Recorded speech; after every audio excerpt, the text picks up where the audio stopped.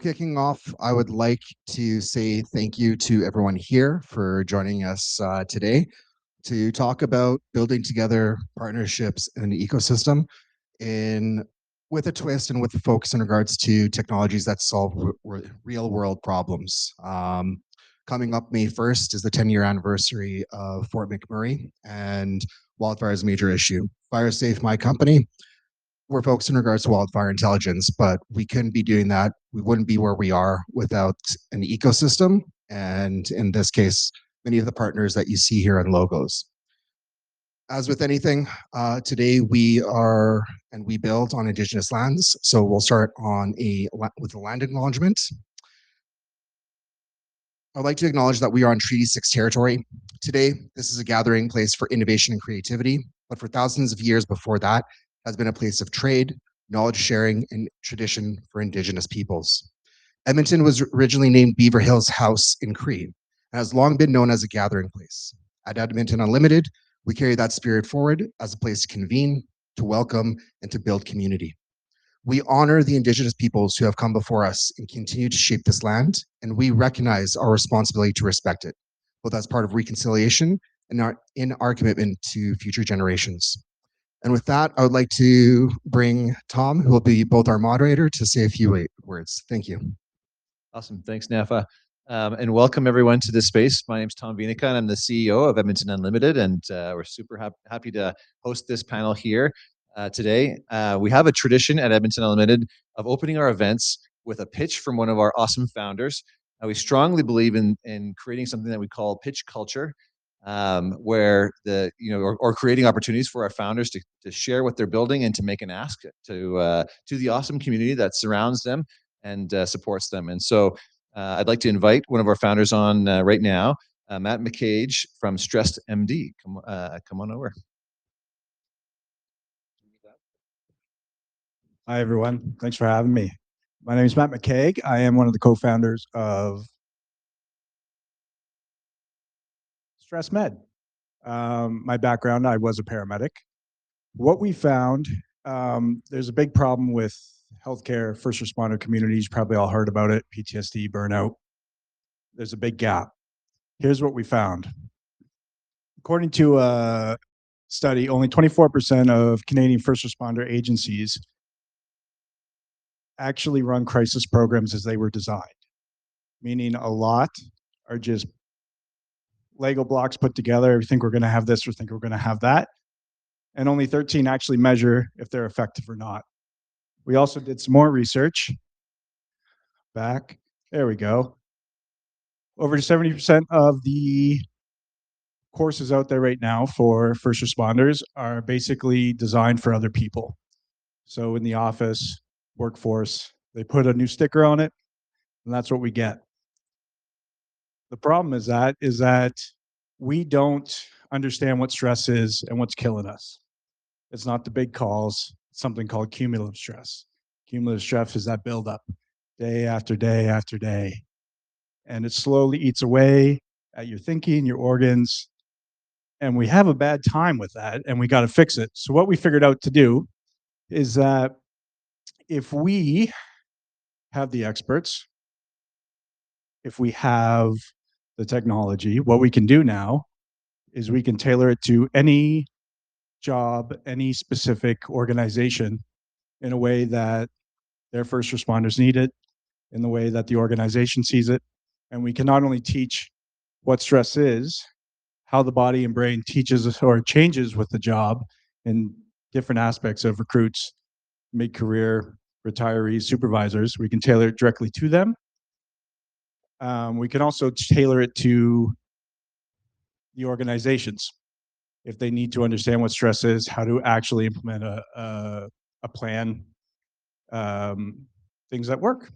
So that's what we've built. We've built a system that now allows us to basically interview the people, understand how they think, understand their psychometrics, the problems they see. We can then take that back, put it into our system. We can have our clinical oversight, and we can create the knowledge that they need for when they need it, whether it's pre-career, post after call, for their families, their organizations. So we built a system. We're now testing out to 911 dispatchers, going to work with some nursing colleges as well. And yeah, our ask today is just if you know any organizations that would be interested in something like this, we'd love to reach out to them, or if you have any questions, let us know. So thank you.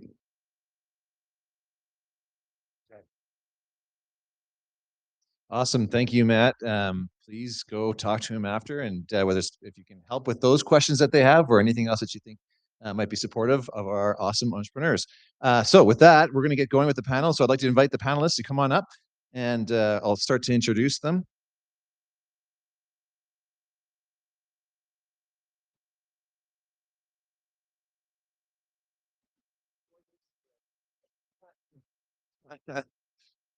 Awesome. I love it.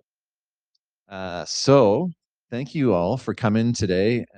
I'm really excited to have this conversation with you and learn a little bit about the businesses that you're working on and the huge problems that you're solving, and what that looks like, especially in a collaborative way. So I'll start by introducing really quickly. We're not sitting in this order, so I'm going to read it in the order that it's here. And so we'll kind of jump around. But Nafaa Haddou is the CEO and co-founder of FireSafe, an Edmonton-based firm specializing in wildfire intelligence and early detection. His transition into wildfire technology was deeply personal. As an Alberta native who also witnessed wildfire devastation in his family's Mediterranean home region, Nafaa was driven to redirect his expertise towards mitigation. And then Callie, Lissinna, right to my right, is the co-founder of Wyvern, the first company to sell hyperspectral imagery from space. And she graduated from Y Combinator with her co-founders in 2022 and from Creative Destruction Lab in 2019. And Callie has a degree in mechanical engineering and a mathematics minor from the University of Alberta, and made the Forbes 30 under 30 list in 2025. And then next, Andrea Urbina. Andrea is a strategic leader with a decade of experience in operations, communications, and program development across the nonprofit, post-secondary, and healthcare sectors. And as CEO of ELIXR Simulations, she oversees initiatives that drive the adoption of immersive technologies in education and healthcare. And then finally, Lindsay Mohr is the founder and CEO of AIRmarket, with over 20 years of experience in the energy sector. His career has been defined by building collaborative relationships and integrating advanced technologies into complex industries, strengths that he has successfully transferred into the unmanned aviation ecosystem. So awesome! I'm excited to get going here today. We're kind of talking I guess the common product or challenge that all of you are working on is in wildfire. And I want to set the stage a little bit for that. I think I assume that not everyone in this room is in the wildfire industry, but what I'd like to talk about today that I think will be really relevant to everyone who's either trying to solve a significant problem, or build a business in that kind of environment. We want to talk about those types of challenges where it's difficult to see who the customer might be. Willingness to pay might change depending on circumstances, just those really big problems. And that could be all kinds of different industries that you might be applying that to. And so we'll talk about some of the challenges that you faced operationally, and in building your businesses, and even discovering who your customers are. So excited to do that. Each of you works in has different technology and different parts, or addresses different parts of this big challenge of wildfire. And so we have detection, we have drones, earth observation, and simulation. So we'll give me a go across, and you said earlier you're going to end up getting the first question every time. We'll start with Callie and maybe go across, and if you could tell us a little bit about the problem that you're solving, and how you're addressing the wildfire industry. There we go. Hi, I'm Callie. At Wyvern, we have 5 satellites in space right now. The images they take with its camera is a hyperspectral image, which means that rather than just red, green, and blue colors in the image, we have 31 different colors or wavelengths of light that we're measuring in every pixel of the image. This gives us information about the chemical makeup of everything in the picture. So rather than just telling like, yep, that's a tree, we could identify the composition of species of trees in that pixel. We can identify materials. So drones can fly these cameras as well, but satellites are good for large areas, covering large areas quickly, and remote areas where you don't want to have boots on the ground or you won't have line of sight to your drone if that's required. And over long periods of time, they end up being more cost effective, but we're taking the picture from space. So the resolution is not as good as a drone is going to get. So obviously, we're putting data into the system that's eventually going to spit out insights for first responders for wildfire. And our data fills a niche in the many different types of data that are required for that problem.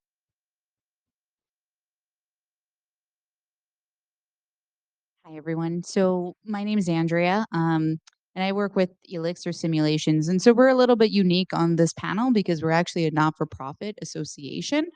And so we're dedicated to accelerating the production and adoption of immersive technology to transform education.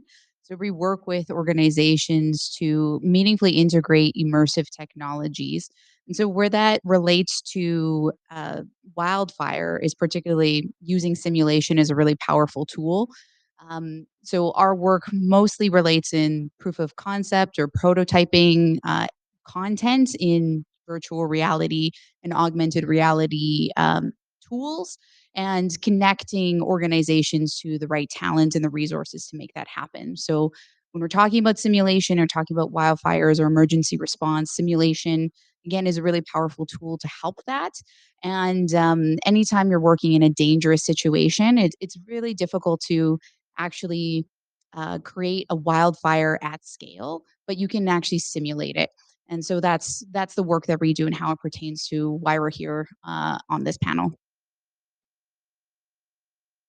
Me? Okay. Well, I'm Lindsay, and I'm an airspaceaholic. I really want to see airspace enabled for drones. So, I'd ask you guys to think back to maybe, I think it was 2022. It was in Kelowna. And remember, there's a wildfire in Kelowna, and there was a drone. Some drone guy got in major crap for flying inside a wildfire area. And last year, you heard in California, one of the Quebec water bombers got hit by a drone down there. Um, Drones are a real enabler for the industry, for enterprise, but they have to be safely integrated into the airspace. And so we're establishing air traffic control for drones, and that gives a safety framework to be able to enhance or accelerate the business processes of managing wildfire.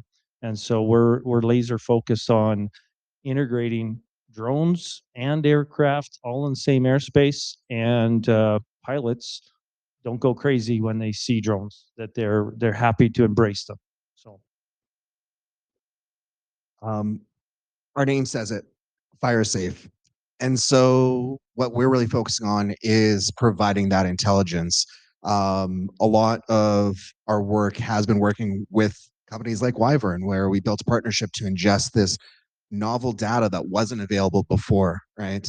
With Lindsay in regards to the reactions, and then with Andrea, where it's connecting that to the simulation. At our core, what we're doing is making that data actionable. A lot of solutions out there, a lot of tools inherently create these silos and this fragmentation, and then dealing with the status quo. Enabling adoption is simplifying the experience as much as possible. So where we succeed and where we really focus in regards to wildfire is how do we connect the ground level truths with sense, with all of the relevant information, turning it and using AI for modeling, but then ultimately delivering absolute value to the first responders so that they can respond when there's a detection. And even more importantly, how can they start being more preventative? Where are the risks? Where is the dynamic area that they need to cover with limited resources, with limited budgets? And that actually goes to your overall question: is in a landscape like this, how do we find out who our buyer is? Who do we sell to? And just as much as it is on this panel and what we're working for, it's a bit of collaboration, especially where wildfires don't care about boundaries. They don't care about lines that we draw on the map. It's all about who is going to be affected in that region. And that is, for us, bringing to the table municipalities, the industry that operates in those municipalities, and the different stakeholders across levels of government, and driving consensus. And that's a challenge, but it's something that we go forward in multiple ways, and I'm happy to explore that. But one of those ways is the technology partners that we go through, where they allow us to build competency and structure in areas that we don't necessarily have yet as an early stage business, and realistically is not our niche or our specialty. So there's no reason for us to go and try to launch satellites when there's fantastic companies that do it, right? Or try to build out a deconfliction zone with AIRmarket. Through that builds legitimacy for us. So when we go to clients, it's like, it's not just us as a case study, but it's also the partners that we have. It builds trust. And then as we open up those channels in those discussions, it's also relying on those partners to drive that discussion and see where there might be opportunities for us to come in to partner and provide an expansion of their value or what they can do as well. Awesome. So, I mean, we're 10 years out now from Fort McMurray, the Fort McMurray disaster, which blows my mind actually that it's been that long already. And you know, if you think about the things that have happened since then, Los Angeles fires, Jasper, there's so many. In a lot of ways, it doesn't feel like necessarily what's changed, or maybe things are getting worse. And from a climate change perspective, I think there's lots of increasing challenges that we're seeing. But how has this industry, what have you seen in terms of like what's changed since Fort Mac, or what, and why? Maybe if it hasn't changed, why not? Like, what's the nature of the problem that prevents us from solving this more? What are some of the things, I guess, the major barriers that the industry faces that maybe you're facing as well as you're trying to work in this environment? Nafaa was talking about the customers, the nebulous customers who are going to buy wildfire solutions. These are largely going to be government customers. And so public sentiment and kind of what is in vogue at the time is going to drive some of these decisions, unfortunately. Somebody mentioned, I think it was Lindsay, you mentioned before this panel that there was a dual use technology panel here a couple months ago, and it was packed. Like there was standing room on the sides, still packed with people, because that's the hot topic right now. And so I would say 10 years after Fort McMurray, we're not talking about wildfire as much as we were this past year. It wasn't a particularly destructive season in our region. And so we need to sustain, like, how do we keep this top of mind? Because we know this is an important product. Yeah, sure. When we were preparing and talking about this panel, Tom actually said something really great around, or I loved how he phrased it, was that wildfires are no one's problem, but everyone's problem. And especially to what Callie was just saying in terms of finding that customer, is that we're talking about long-term investments, and dual use is a really great opportunity for us to think about what is this technology that actually exists now, and what are the other use cases for it. Our organization, as a not-for-profit, we live in that space because we're not really just trying to find one customer or fund one solution. We are trying to scale a solution that has multiple case studies and can move across sectors. And so that's something that we're trying to find, is the partners that can see the long-term investments, and then when we build that infrastructure, then we can pivot when something like a wildfire comes up. In to top of mind, as everyone, as Callie was saying, was that trying to keep it front of mind, but it's more around finding those dual uses and building capacity and infrastructure. To the first half of your question, I think a lot has changed from 2016 to date, 10 years later. Just the technology, the capacity, the capability building has accelerated to the point where the best use case before was having somebody in a guard tower, but now with camera enhancements, we can get very, very high pixel cameras that allow us to detect at a distance, right? The fact that we can launch hyperspectral satellite imagery and get that speciation on a large scale at the ground is super enabling. Being able to effectively work with drones and be able to launch this where you can map thousands of kilometers in an area without having to just fly a plane and get all the investment and the fuel and so on and so forth. All of these little bits and pieces have allowed us to do more and do well. The challenge is, why fix something that isn't broken, even though it's obviously broken? The fact that we're going through, and towards us, it's that status quo, that fight against the status quo. And the only reason that it exists is like they know it, they trust it, they understand how it works. And so technology is always inherently a disruptor, and you have to rebuild trust in the solution, because it's great when it's in a lab setting, but what about 2 a.m., pitch dark, massive ignition? Is it still going to operate and save those lives, right? That's the difference. That's what we're aiming to buy, and that's where technology nowadays, where we can iterate and improve, has accelerated, but still needs work. Um, Sorry, can I just add to that around simulation as well, and being more of the preventative side of things, and then being able to uh, actually enhance how we're preparing for that type of for those situations too. Good point. I'll pick up on that. Hands up, who remembers when seatbelts came in? Do you remember that? Okay. I still can't believe my ex father-in-law, he went out and he went to the doctor and said, I need a note, a doctor's note to get out of not putting a seatbelt on.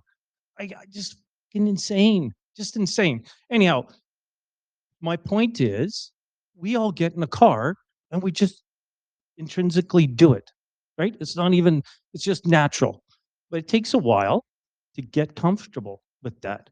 And so I think what we're trying to do is we're trying to get drones into the wildfire scenario, and for the crews, not at 2 o'clock in the afternoon when management's around, at 2 o'clock at night when no one's around, that it's just second nature.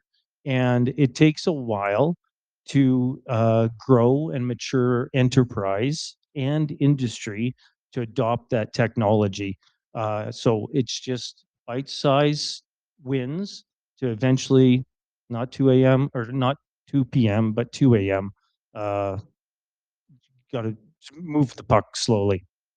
Awesome. I mean, you guys have kind of teed up a whole bunch of really great things we can dive into, or will dig into there.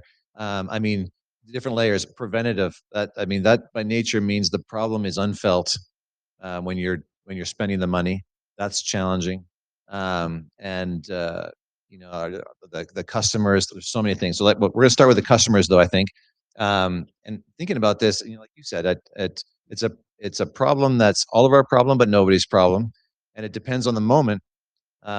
Because at first I was thinking about just fire in general. Like in Edmonton, I thought we're probably not going to see a forest fire in Edmonton, but that's not true necessarily. In LA, we just saw LA right through the middle of LA fires that were devastating. But there's many, many more ways that this affects people. I was upstairs just talking about Stephanie as a runner and runs races, and so a race director. Their business is disrupted by a fire that makes it so it's unhealthy or unable. They're unable to run a race. Or our own health. If you have asthma, there's this could be your day-to-day life that changes because of fire. So there's a wide variety of people that are affected by this, whether it's property damage, all the way to I can't breathe right today, or I can't work, or my event is closed. Like all kinds of different economic impacts. How did you all kind of find a customer who's willing to pay at the right moment for each of you for your products as you were developing that in this industry, and how can that experience help these folks in the other places that they might work where they're trying to discover their customers? First, it sounds very, very cliche, but it was just listening, honestly. When we started about the journey into FireSafe, we actually came from the ag tech sector. We built control systems and camera vision solutions for indoor agriculture using hyperspectral and data detection. We're like, okay, maybe this has an application. So my co-founder and I, before we even went to this pivot, it was like we called up a bunch of fire halls and we're like, where is the gap? Where can we then provide value based on our skill set? So that initial feedback kind of framed the framework. As we continue to develop and go into the solution, is really iterative. The first one client that we got was actually an introduction through the PTAC, the association, where they got us in touch, and there was already a trusted relationship. And they're like, "Yeah, this is a problem. We're willing to try it out." The MDA Bighorn, and with them, we approached it as like, "Can you be a design partner for us? Can you just provide value, provide feedback? We'll run pilots, we'll run case studies." Being on top of it, as soon as they call, it's like, "Hey, let's start solving this. Let's start figuring out a solution." And that led to them opening up to us, and we actually started identifying other areas.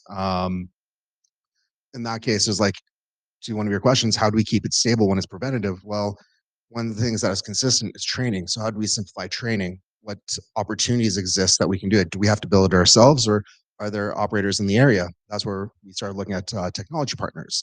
Same thing with drones. Drones was kind of one of the initial mandates because it's all about localization. So we've always explored it, and we found through conversation a strong partner. We're like, hey, somebody can take and own this, and we can enhance our value to the customer without having to go upon layers. And same thing with the satellites was, okay, everybody has this one thing. Who else is doing there? And is there something additional that we can go through that we can add that actually provides value? And it was both the discussion from the customers and getting their feedback and their reception to it, but also the technology enablers that we could find locally that allow us to unlock that customer value, to unlock the needs and accelerate, because then we're not having to redevelop every single feature or use case that the customer wanted to be attractive, and to build that trust and lead to the next one, so on and so forth.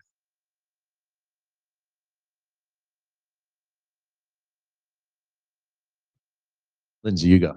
Well, customers you were talking about, right? How did you lean into customers? Well, I think for enterprise and industry, they just want someone that helps them make it easy, not make it easy, but will guide them through the process. And so I'll say, two lead customers we have is Alberta Wildfires and Strathcona County. Strathcona County, it's probably not a whole bunch of people know, but every day they are responding to every one of their calls from Station 1 and Station 6 with a drone in a box. And so they send the drone out ahead of time and are providing real-time surveillance to the people responding.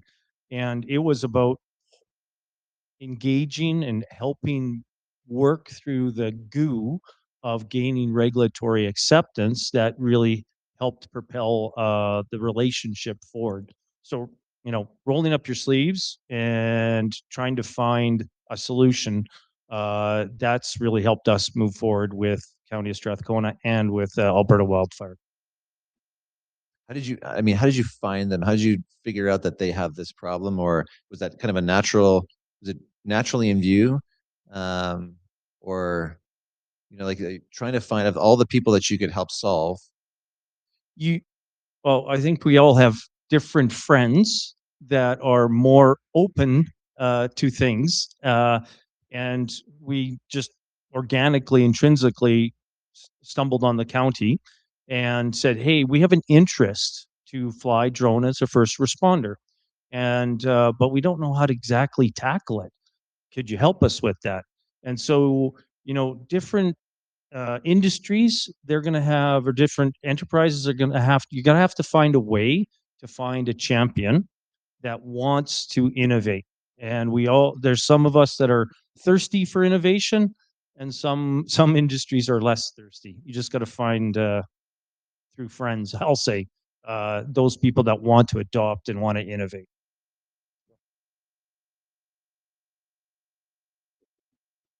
The thing going through my head this whole time was like, yes, talking to lots of customers, because some of them aren't going to be hungry for innovation. Some of them aren't going to need wildfire, but then you'll also be surprised. You're going to go into a meeting thinking you're selling your product for them to monitor, I don't know, water quality, but then it turns out they have a huge problem with brushing their land. So just startup fundamentals, like lots of customer conversations. Yeah, that's a good point. We've got these two docks in the insured park, and now the RCMP have come and talked to the fire department. Transportation has come talk to the department, parks, and so Nicole, who's on my team, she always tells me the best guy we got is Wes Abel, who's the coordinator down at Strathcona. Is your customers are your best people to sell and to open up other markets. Maybe just to build on that too, because echo everything that's been shared around listening, finding problems, and actually being more collaborative around them and trying to find the solutions. But for us as a not-for-profit, I would say the other side is that we actually work more on the community and collaborative efforts. So it's not just once we found a customer and the problems, we actually listen to them and we bring a community and connect them with other resources as well. Because as I said before, we're a lot of when we're talking about simulation, it's not just finding the one use case. It's being able to take those practices and an understanding of the methods to be able to apply it across different sectors. So I would just say that we do the same and startup fundamentals, but the other side is actually putting effort into bringing folks together to help centralize some of the resources and the connections around creating community and building the ecosystem, because we are focused on emerging technology. So it's again uh, the uh, the the analogy of building the plane as you're flying it, and so we're trying to build demand for a sector still that is still evolving and more advances are happening every day. And so it's trying to bring those folks together to create community so that it's not just in a silo, and that any solutions that we find for one problem can maybe help inform others.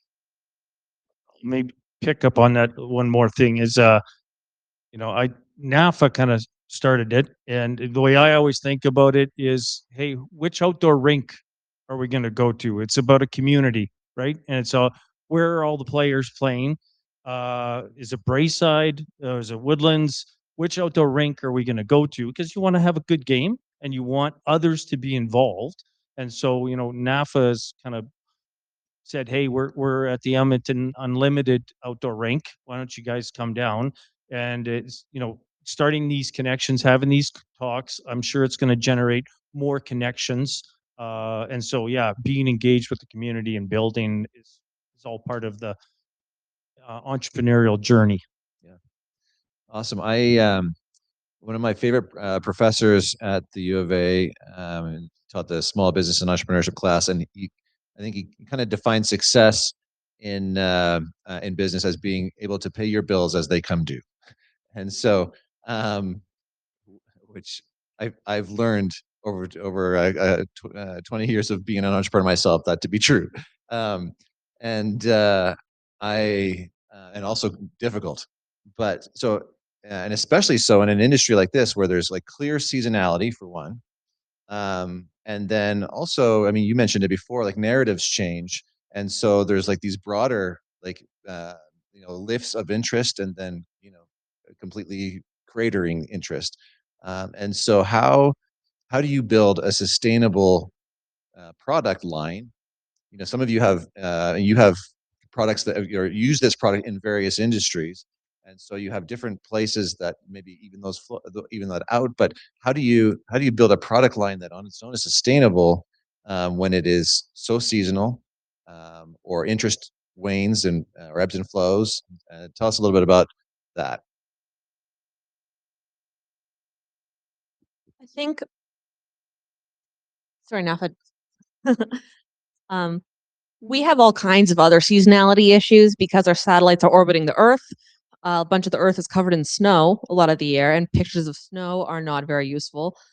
So we have compounding seasonality factors. For us, it's um, with our data product, we can apply it to lots of different industries, so we're not beholden to any one trend.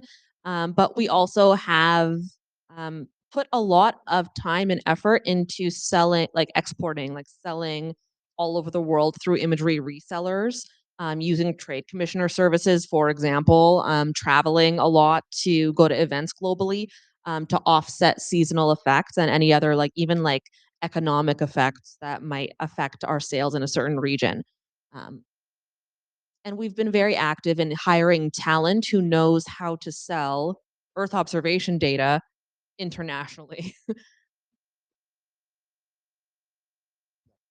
On our part, yes, seasonality is a huge factor. And the word that came to mind upon there is, how do you diversify your offerings while still keeping the core of your solution very straightforward, very simple, and you can just tweak a thing or two to get different sectors. So with wildfire, it's a global problem. So North America, the northern hemisphere, we know when it's going to happen. But the inverse relation also exists in the southern hemisphere. So how do we create channels and partners in these? So as a business, it's steady because we're shifting based on that seasonality.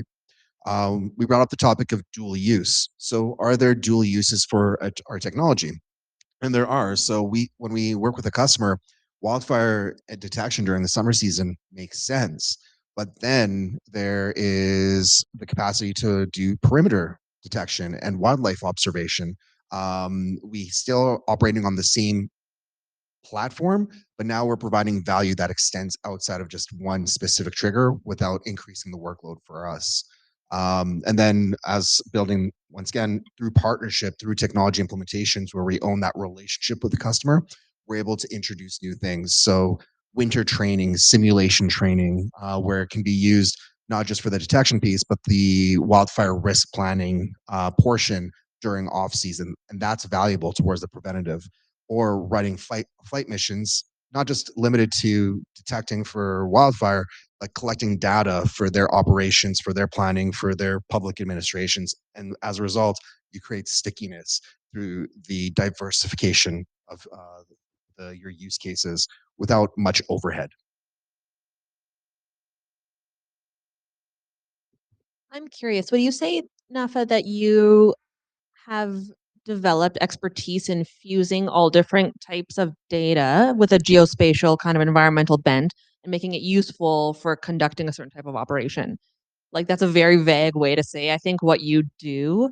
And leading up to this panel, I was trying to think about how you specifically deal with this seasonality, because it sounds like it's the hardest for you because you're verticalized around wildfire. But there is like kind of an abstracted other like expertise there. Yeah, so sometimes I pigeonhole myself. And we built to solve a problem. And if you look at FireSafe as a business case, as a use case, that is what we do and we do well. And if somebody's looking for that part of it, come to us. But the value, what we built on the back end, is more a platform for data fusion and turning physical data and fragmented data into operational intelligence and machine readable intelligence. That application is also part of like us as a startup and looking to like, what are the narratives? How do we look to the future, and what are we when we grow up, and how does that organization change while still being able to service a mission statement that is valuable? So yeah, working perimeter, et cetera, are things that we build on. I guess I make a comment. Trump, he pushed us to spend 5%, right? He pushed Canada. We're on the verge of making a bunch of investment in Canada, and there's going to be dual use is going to be needed, and that same infrastructure and data is going to be purposing and helping us support border monitoring and wildfire and Oh, it's also going to help us do asset inspection and maintain our critical infrastructure. So I think there will be a change in the amount of spending and resources put towards this. And as the entrepreneurs in the house, we have to find our way to tap into that and make that provide solutions that provide on both sides of the house, so you can round off the corners on the seasonality side of things. Awesome. I mean, throughout this, a lot of your answers have included the word collaboration. We're here today to talk about that, built here, built together, in collaboration. And then, governments or different mandates from major stakeholders. How does collaboration? How have you collaborated maybe together in this industry? You're all from different, have different technologies and slightly different takes on this industry. And so, what brings you all together in the room? How have you collaborated, or how does collaboration help solve these big problems like this that are so difficult for all the reasons we've talked about so far? How does collaboration help with that? Again, going back to startup fundamentals, like you need to do what you can be best at and what's going to create the most value for your business the fastest. And so we could have spent time building the solar panels and the battery pack and the structure for the satellite, but instead we went straight to the camera, to the hyperspectral camera. That is where we can develop IP that's going to bring value to our company. We're going to have a really differentiated product, and we could be doing analytics. We could have gotten somebody else's Earth observation data and made the best wildfire risk map there is. But we can focus our resources on one thing and be the best at that and generate more value faster that way. And I think Wyvern is on paper, really a good example of creating a lot of value with quickly with not that much capital. We've raised maybe $20 million in venture capital. And so that means though that you're going to end up with only one part of the puzzle. We end up with good data. We don't have wildfire analytics. We don't have satellite ground segments all over the earth to downlink our data from space. So as a startup, if you're going to be a good startup, you end up with something small. And then to be part of a big problem, you have to collaborate. It absolutely sucks for a panel that always agrees. But I can't argue that. Do well, do what you do and do it well, right?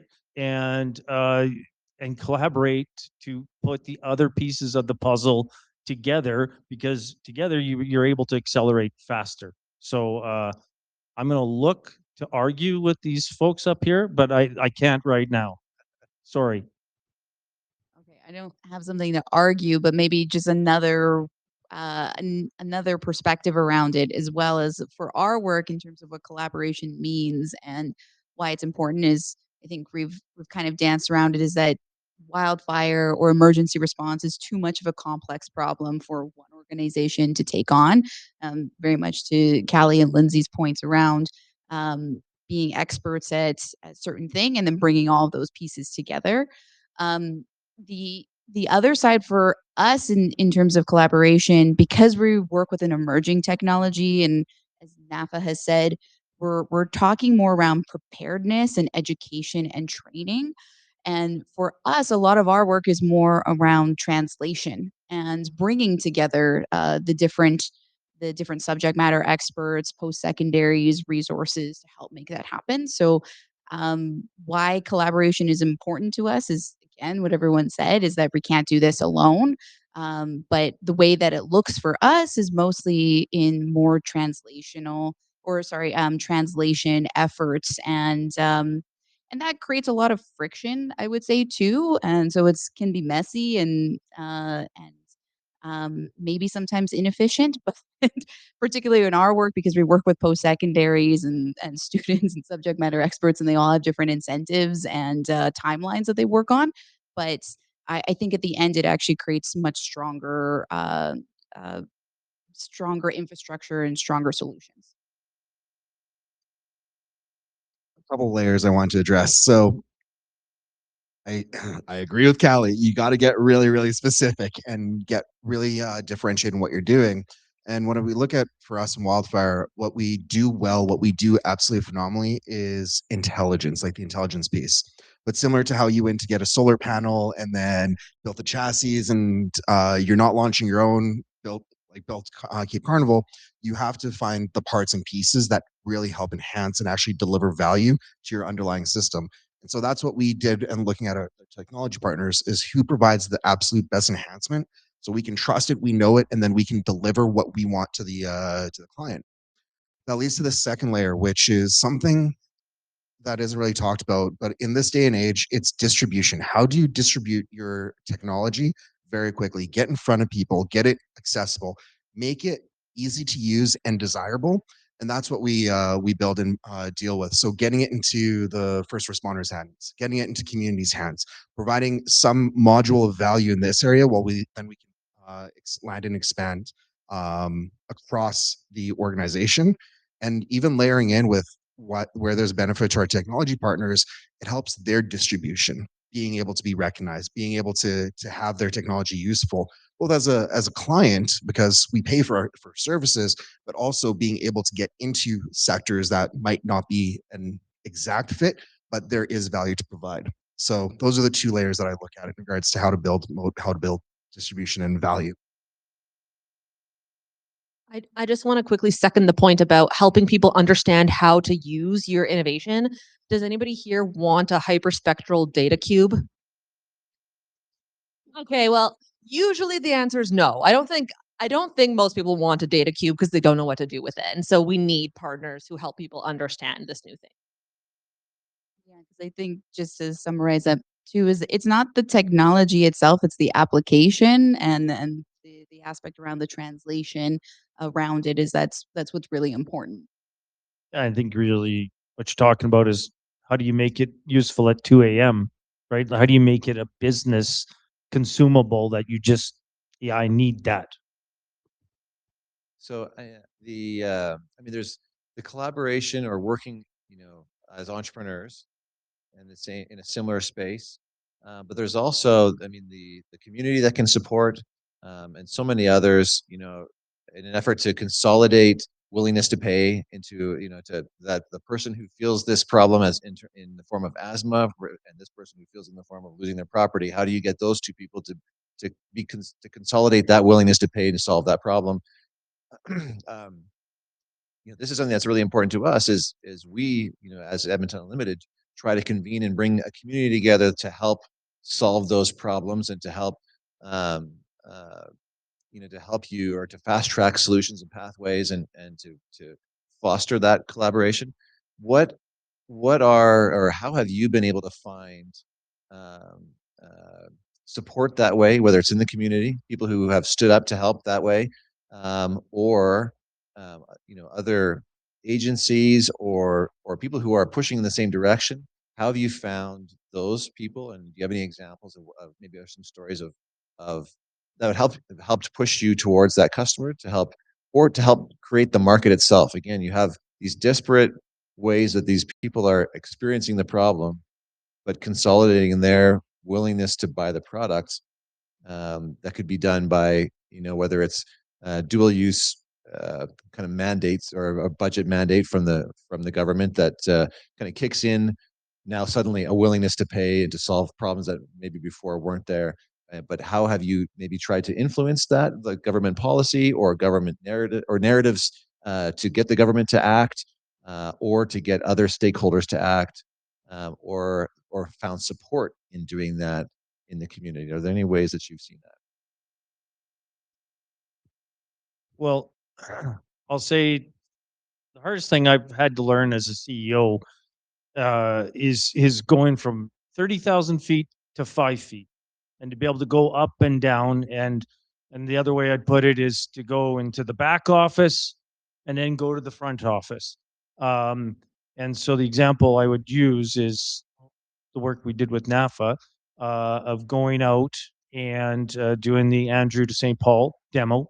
And so you work like a dog behind the scenes in the back office to make sure all the ones and zeros are talking to each other and everything's running right. And then you jump out and you show people. And it stretches your team, it stretches you, but it brings the product and the solution forward.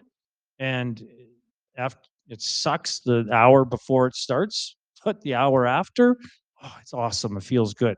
But so you show and tell, and you integrate partners along with you on that ride.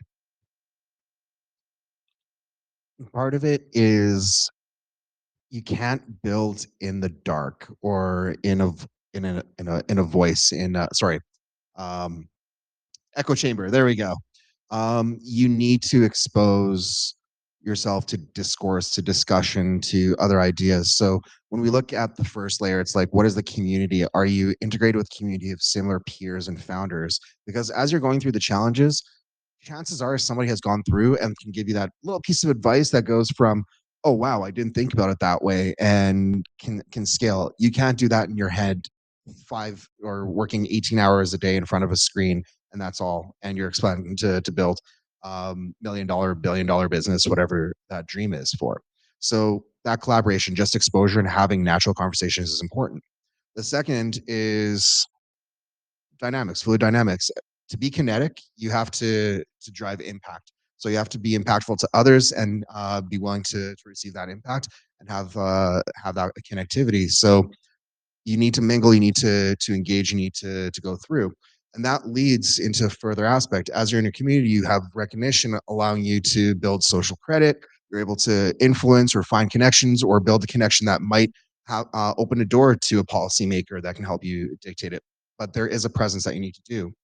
And then kind of to tie that off is when going to funding and asking for dollars, whether it's grant, etc., the connections that you make that you can build business around or that you can integrate, create proof points for investors because somebody trusts you enough to work with you.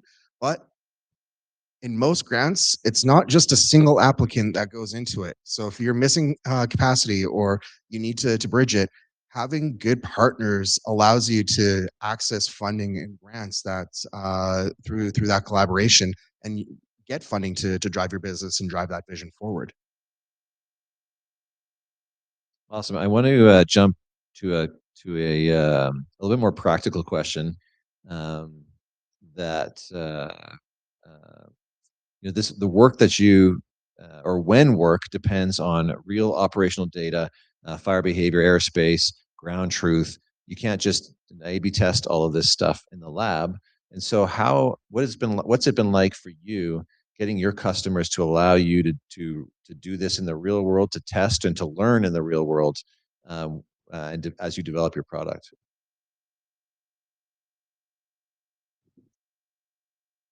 Hard. That's probably the hardest part of it, was getting that first customer to believe in you, and you want to sell them the world and you sell them the vision, but the conversation has to dial down and be respectful. The adage of overpromise and don't overpromise. So for us, getting that initial connection was great, but then it's like, hey, we've done enough on the back end to show these use cases, to show these stats. Why don't we try it out? No commitments. Help us build something for you. So getting them involved in that process of design and iteration, not just as an initial customer, helps it, because then it's a discourse, then it's a relationship. And if something goes wrong, it's not like, oh, this completely messed up our whole operation. It's like, hey, that went wrong. What happened? How can we help? Setting that relationship early on is one of the biggest things in regards to moving hard technologies from the lab into physical reality. Get it, design partners, have them collaborative rather than just trying to sell them a need or a service or a value. Yeah, setting up the relationships that way is like, we definitely saw that as well. To give a really specific, tangible answer, for government customers, we took advantage of some programs designed specifically to onboard new technologies to so Innovative Solutions Canada is one that we used. That was great. Programs like NATO Diana are designed for this exact thing, like kind of building trust. Like, how can we trust you in a time of need? So first try out your product this way. So there are some on-ramps that you can find like that. And then in industry, we started obviously with smaller pilots. And if we deliver reliably and it's useful, then it bridges into a larger contract. So we had to use those two ways for those two different types of customers. Awesome. And then I want to ask you, kind of each of you, why Edmonton? Why is Edmonton the right place for your industry? There's lots of different things that you're doing. You're in space, and so why Edmonton and why now? I was just waiting to move to the moon. No, I'm wondering why you're laughing at a space company in Edmonton. It makes total sense. No, for us, so I was telling the panelists before we even got started too, like they were asking about Wyvern's competitors, and we have competitors who have raised over $100 million whose satellites aren't working. We are still like the only reliable provider of this data in the world right now. And I think it speaks to how much we've been able to do with the little capital we have. And that traces back to like basic economic things like the affordability here and the wages we can pay. We couldn't afford to pay California wages. And so you can accomplish a lot with little here. And that makes us a big, like we're very attractive to investors. And we stand out in, I think, our existing investors' portfolios as being really efficient. Um, I I know the other companies here can speak to this as well, but there are great post-secondary research institutions here, churning out talent with skills that are transferable to non-traditional industries for Edmonton, like space. One of our best like controls engineers is from the mining industry, and he's designing our space cameras now. So there's lots of transferable work and skills here. Yeah, to build on that, because us specifically is because of post secondaries and the talent that is here.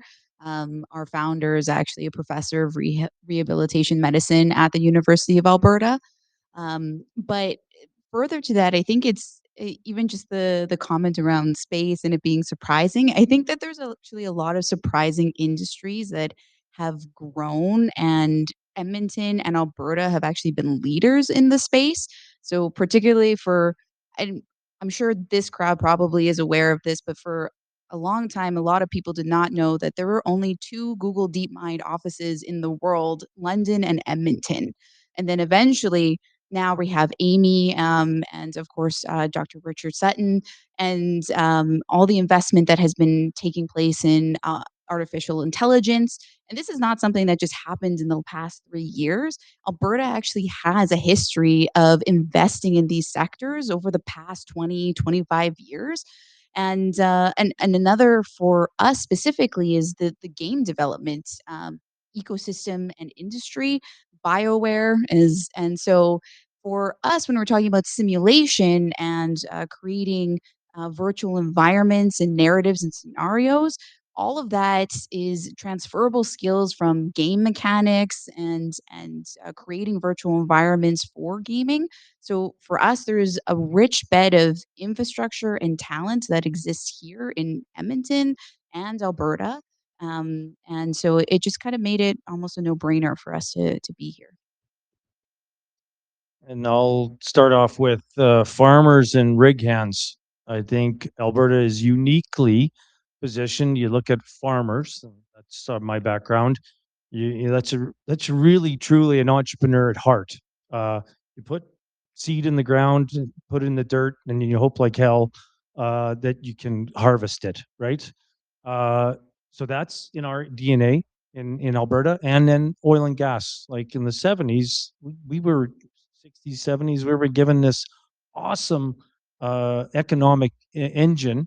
And in Alberta, you have the idea, oh, could we do that? Yeah, we could do that. Oh, let's try and do that. That's not that attitude isn't shared across all of Canada. And so that's another unique thing about Alberta. So yeah, I think for us particularly, the airspace turns out to be special. I think Mandel, I think was the mayor that said let's move it to the international down to Leduc, and let's consolidate. And we have a unique airspace across Edmonton. So it gives us an advantage to set up drones and drone as a first responder and prove it out here and get regulatory acceptance. So I think the fellow panelists have said it well. Top talent for sure. We're also a capital city, so we are the seat of legislature. We're the seat of government. So industries that revolve around policy and such, this is where you can have those meetings and be able to engage. Growing from that, though, Edmonton is. I grew up in Calgary, and I made the shift over here back when I started university. Um, Edmonton is really focused in regards to solving hard problems. That's the kind of a lot of the companies that we see, things that have a tangible influence on the world. And part of it, I think, is the growth from the gateway to the north, where there's a lot of operational activity, there's a lot of industry, and solving for those problems builds a talent pool that's looking at like how do we not just provide software for finance and the ones and zeros, but systems that deal with tangible, physical, moving atoms type problems and building the solutions around there. And I think that's uniquely Edmonton compared to anywhere else that I've seen across Canada. Canada as a whole, at a benefit, we have one of the best non-dilutive programs, such as SHRED, such as government funding. And that is an attractor. It allows us to be or lean with our capital and do a lot more without having to take investors. It just needs to be done smartly.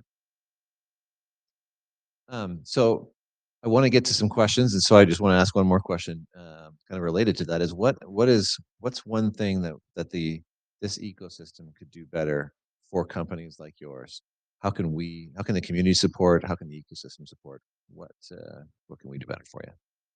I'll kick it off. Not just my company, but just as a feeling that I have is we need to get better at companies buying from other companies locally.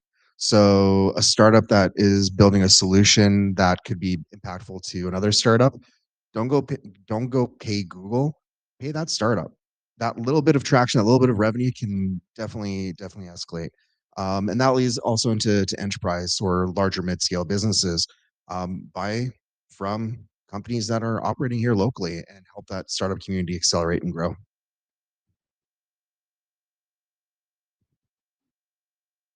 I think I just echo that. I actually had difficulty with this conversation or with this question, thinking because I think Edmonton actually has quite a collaborative and strong community when it comes to this.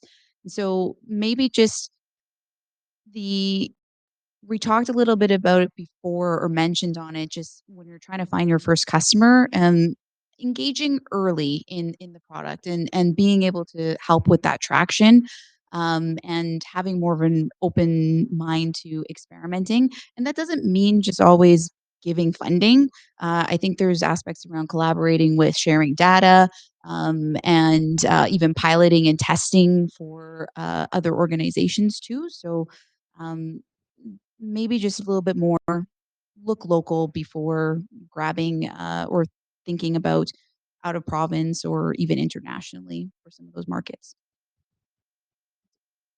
I don't got a super good answer to this. It's probably I have to look internally to our team to like. There's lots of events that you can engage in. You just have to take your time out of the work to go and engage, and not force, but just start conversations and engage. And yeah, it's there. You just got to go and do it, right? I'm also struggling to like put this into words concisely, but there's something about like thinking bigger and being louder and like taking risks isn't quite it, but Wyvern CEO really like decided a space company was going to happen here and there was nothing that could stop him.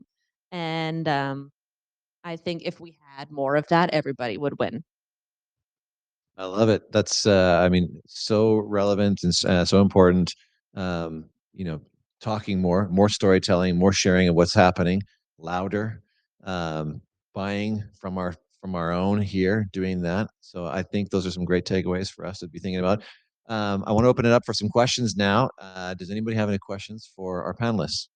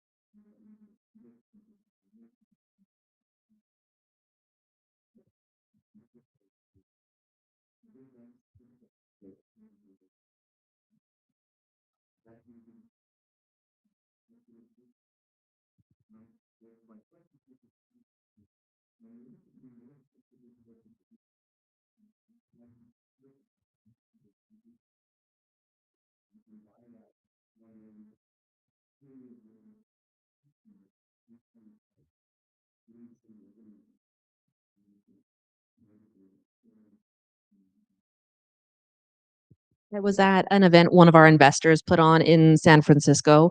And there were maybe 20 of us sitting in a circle, and the facilitator comes up to me randomly at the beginning of the session and says, "Okay, so let's talk about sales. How do you charge? How do you charge for your business? Per seat?" And I said, "Per square kilometer." And he said, "Okay, we won't use you as an example. We'll go." And so we charge per square kilometer of data. We have a minimum order size because we have to take a full picture every time. And so we want to make sure we're not taking a full picture for you to buy $5 worth of like 2 pixels out of the middle. But we have a minimum order size, and then you pay more for priority. The satellite is only over certain parts of Earth so many times per day. And so if you want to be top priority, you pay an uplift. And we sell the data. Um, we originally hypothesized that customers would know what to do with the data and we could just specialize in making really good data and get rich that way. But turns out people need help with it. And so we either find partners to direct them to, or very recently we've started doing a bit of analytics in industries where the customers really don't know what to do and there aren't ideal analytics partners out there already. So we also charge a bit for the analytics, but per square kilometer for just raw satellite data.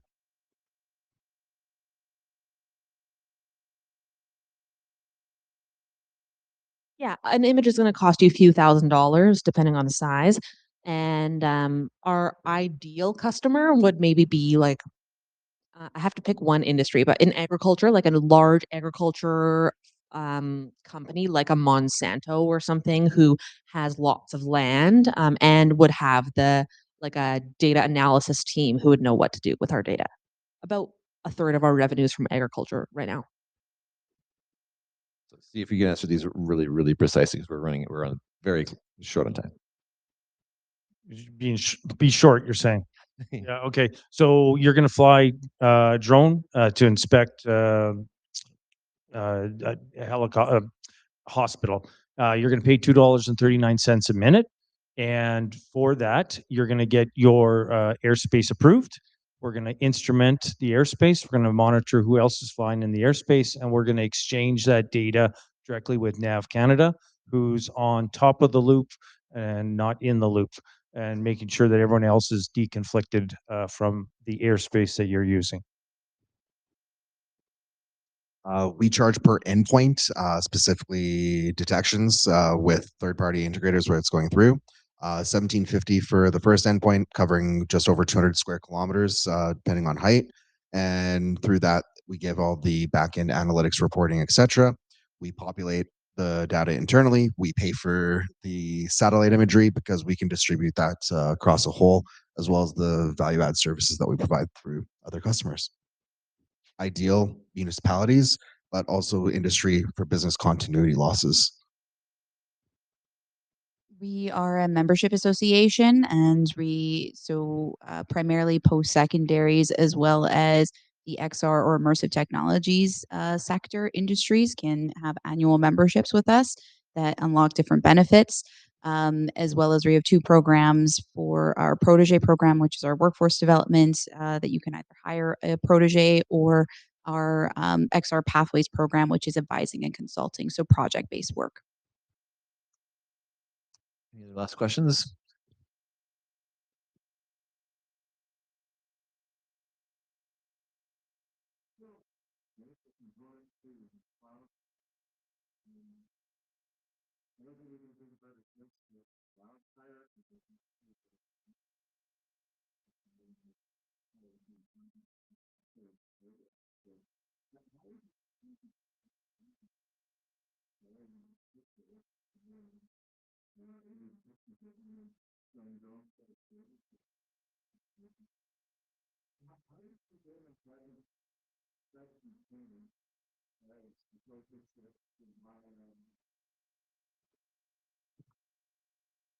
I'll answer that one. We go outwards, actually. So this is why partners was super important for us, because we want to localize to the risk where the wildland urban interface is super, super critical. That's where the most damage can be done. But to properly engage with that, you need to have remote assets and remote monitoring. So like satellites are needed, drones are needed, and we try to provide the gambit across end to end, so that when they receive the solution, it delivered value right off the get-go.